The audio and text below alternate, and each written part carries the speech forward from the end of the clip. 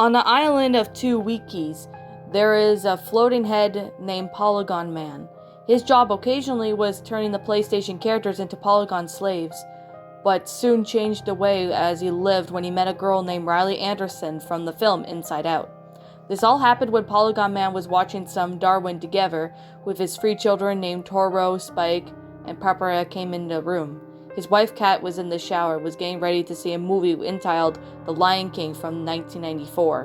While Polygon Man was watching TV on his iPhone, phone started ringing. It was a direct call from Riley Anderson. He claimed that he'd be having a dinner at Chunky Burger, which was Papa's hometown. So then Polygon Man went to the bathroom and told Kat that he had a date tonight and that he'd be hiring Nathan Drake to be Toro, Spike, and Papa's babysitter while he went out. Meanwhile, it was time for Papa's karate class with Master One, and then it went well. They went back home and waited for the babysitter to arrive. Just then a knock on the door, and it was Nathan. Polygon Man soon noticed that Kat was in the shower for over 3 hours before heading out. Polygon Man told her that she would be late for the movie if she didn't stop showering. But Kat described that as a joke and continued showering. Polygon Man headed out. He got in his car and drove into the Chunky Burger where Riley was meeting him at when he arrived. They talked to each other because their date didn't start till 10 minutes. When they came, they went on in. Polygon Man and Riley sat down at the table while doing the waiter side of the fast food restaurant. The waiter that would be taking their order would be Emmett Graves. He was a black man who had blue eyes. Polygon Man asked the waiter if they could start off with pink lemonade because Riley was too young to be drinking beer. She was only 11 years old, who loved the floating head. When they got their drinks, Polygon Man ordered 2 cheeseburgers and fries and chicken nuggets, while Riley ordered a hamburger with chili cheese fries and chicken tenders. While they were waiting for the food to arrive, Polygon Man got mad by something on his head. He knew that his wife was at home and couldn't have taken care of Papa, Toro, and Spike while he was out. Their food arrived in a few minutes, and they just into eating the food while having a conversation. They heard giant footsteps out of nowhere, and the place started to shake. Riley Anderson went outside to see what the commotion was about, and when she got there was a giant version of Vada Puddin walking down the street, and boy, he was wild.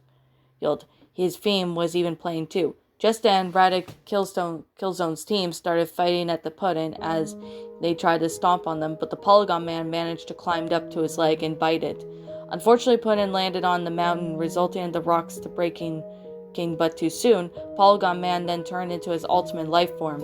Puddin then had to land on the mountain on the rocks breaking, but soon Polygon Man turned to his ultimate life form, which was a purple version of Groot. He then stopped on the rocks and then crushing down, and everyone cheered. Sadly, it ended up killing the Harvey Street Girls, which Polygon Man was arrested for murder for 3 hours. Good thing it was 3 hours. Good thing it was only until 7:30 p.m. at night. Meanwhile, Polygon Man came from the date and he saw Nathan Drake with Toro, Spike, and Papa watching some Little Audrey on VHS. Nathan asked him how the date went, and he told him it went okay, and then he recognized that Kat was still in the shower throughout his date. But when Polygon Man got there, he saw that what looked like Toot, Princess Carla, Foxy Love, and Ling Ling in his bathroom. Toot was doing something really messed up while the others were in the shower. He yelled, "What are you four doing in my house? Prepare to be turned into Polygon slaves!" And that's what he did. They were all kicked out after that, and the Polygon Man went looking for Kat. He found her sleeping on the bed, and of course it was some day for Polygon Man. Maybe he thought he delayed the day of his date. Unfortunately, he wanted to get it over with. Now strange things were happening, but Polygon Man didn't want to talk about it. And that, my little pretties, was Polygon Man's date with Riley Anderson. I could know that I'm gonna say this right now. This is a funny pasta. I think I could call it an Inside Out funny pasta or a Polygon Man's funny pasta. I don't know. I don't know what to even call it. But let me explain what I do think about this story. Now, this story, of its own self, I honestly have to say that this story was actually really funny, but messed up at the same time.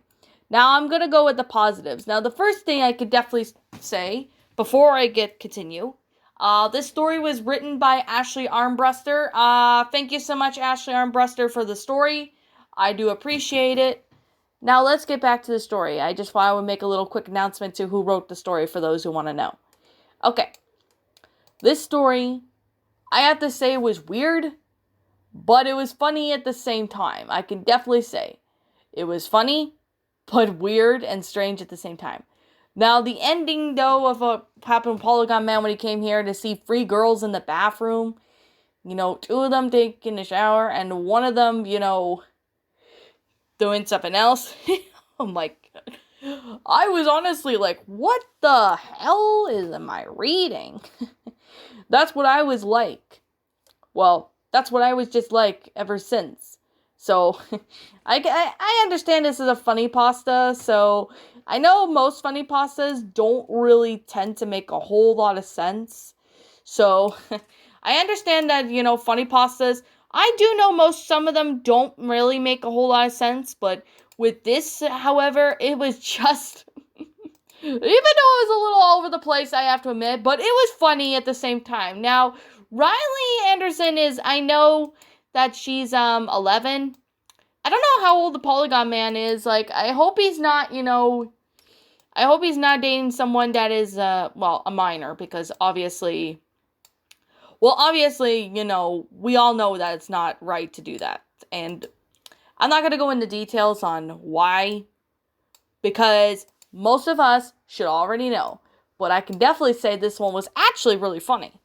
Like, maybe if Polygon Man's best friend was, like, Riley Anderson or something, like his good friend of his or something, maybe that might be the case, but you guys can let me know in the comments below. I would like to hear what your thoughts and opinions are. Okay. Now, the grammar of this is absolutely beautiful.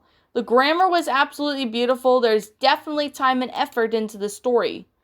And that is something I can definitely say that was actually really good. Is that the grammar is really good. The sentence structuring was well done made. The paragraph structuring was awesome. The storyline, I honestly thought this story was funny. And it is funny. You did a really good job, Ashley Armbruster, and I really highly recommend you make more of these. Like, these funny pastas are amazing, and I really hope you do make more of them in the future. But this story was actually awesome. Okay. I think I already explained, what I liked about this, but yeah. For those who are wondering where this is on Goshia Wiki. If you guys want to check it out, that's fine. You feel free to check out the story. It's goes by Polygon Man goes on a date with Riley. Polygon Man's date with Riley Anderson or something like that. But yeah, it's on Goshia for those of you wondering. And here's the thing. I'll be making another video talking about why I don't like Goshia Wiki. But I can definitely say right here, right now, is that, the only time I'll go on this is a fan have wrote me a story on there. But other than that, the story is just garbage. No, not story, sorry. But the stories on Goshia are just garbage nowadays. But unless a fan has wrote a story for me there, that's when I'll touch it. But other than that, I tried to see if I could find any good stories. And there are some new ones that are more readable. But they're cliche madness. I can definitely, say that now. They're cliche madness. Okay. I think I might, save, their, discussion there on Goshia for another video. But if you want to check out Shadow's discussion on it, you can. If I do remember, I'll make sure to put a link in the description down below.